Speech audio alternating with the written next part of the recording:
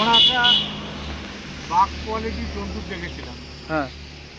সেই জন্তুটা এখানে এসেছিল, এটা মাঠের গেটের সামনে। হুম তাই বাঘ মনে করে পাবলিকের আতঙ্ক, হুম কাছে কেউ আসতে দেয় না। হুম আমরা এটাকে আটকাই দিই।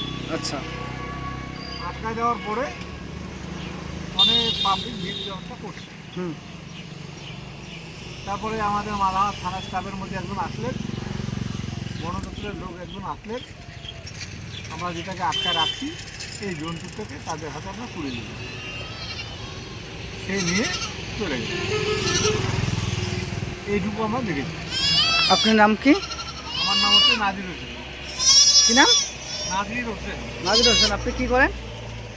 আপনি কি করেন? আমি মাংসর কাজ করি, ছাগল কেনা বেচা করি।